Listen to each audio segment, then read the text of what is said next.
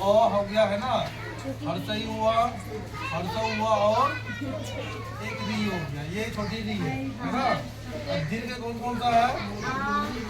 आ, दीर्घई है ना, बड़ी री,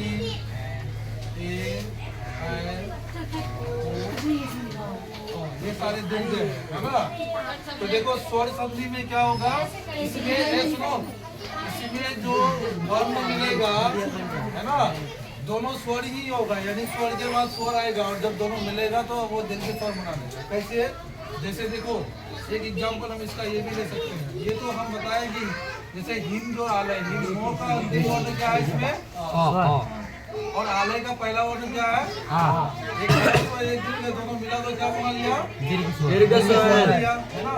उसी प्रकार एक एग्जाम्पल हम यहाँ पे देखो, एक है रवि और एक है क्या? अब देखो रवि, रवि में अंतिम वर्ण क्या है बताओ?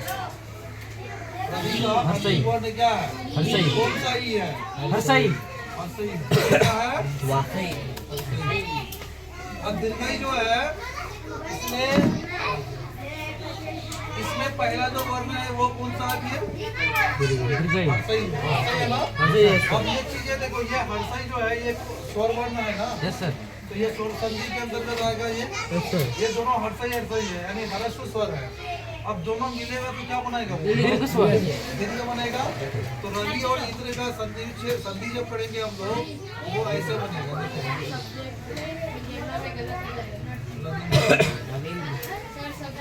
वो सब्जेक्ट मारो समझ गए? अंदर संधि को ये आपका हो गया स्वर संधि है ना। अब है व्यंजन संधि। व्यंजन का मतलब व्यंजन वर्ण तो पढ़े ही हो। Yes sir. व्यंजन वर्ण किसको कहते हैं? जो बिना स्वर के उच्चारण करते हैं। हाँ, ऐसे वर्ण जिनका उच्चारण में स्वर की सहायता ली जाती है ना। बिना स्वर का सहायता का उसका उच्चारण में ये संभव नहीं है। ओ आया ना दो स्वर है, तो ये क्या हो जाएगा? कवर गाएगा, चवर गाएगा, टावर कवर कवर है ना। उसके बाद और क्या क्या है उसमें?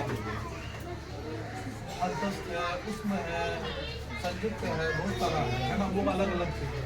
तो व्यंजन में जो है क्या होगा बता दिए, जिसमें जिसका उच्चारण करने के लिए हम लोग स्वर की सहायता लेते हैं है ना।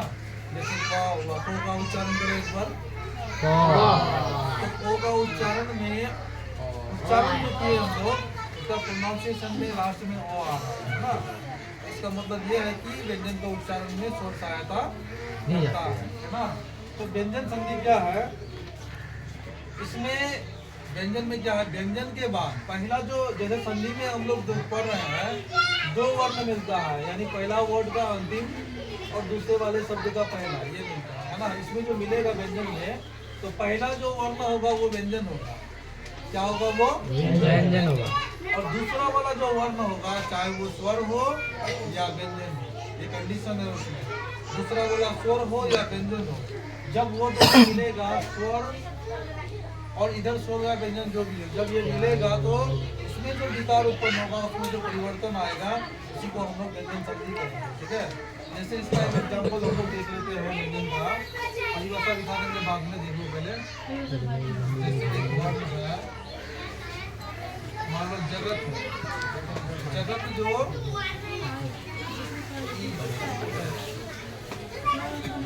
यहाँ पे देखो जगत जो शब्द है ना, इसका अंतिम जो वर्ण है वो क्या है? व्यंजन है वो। Yes sir. तो क्या है? व्यंजन है ना। और इधर ये ई जो है ये स्वर है, तो यहाँ पे व्यंजन और स्वर ये दोनों मिलेगा तो वो व्यंजन संधि का रहेगा। मिलकर क्या बनाएगा? तो हाँ, जगदीश बना लेगा। क्या बनाएगा? जगदीश। ठीक है, समझ गए बच्चों? अब एक तो और है, जैसे देखो एक सत्य जोड़ क्या हो जाएगा? सज्जन होगा। ओके।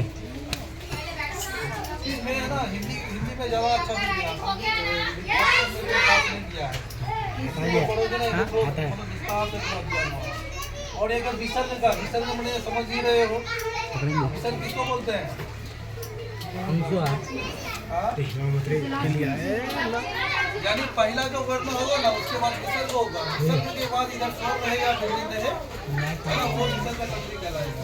उसके मिलने से जो परिवर्तन होगा वो कहलाएगा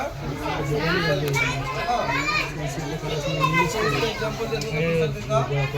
नहीं उसे पकड़ता है, इसमें डालेगा ना यूट्यूब में। क्या हो जाएगा बताओ तो? संस्कृत थोड़ा अलग होता है ना, जैसे एक तो है दिशा,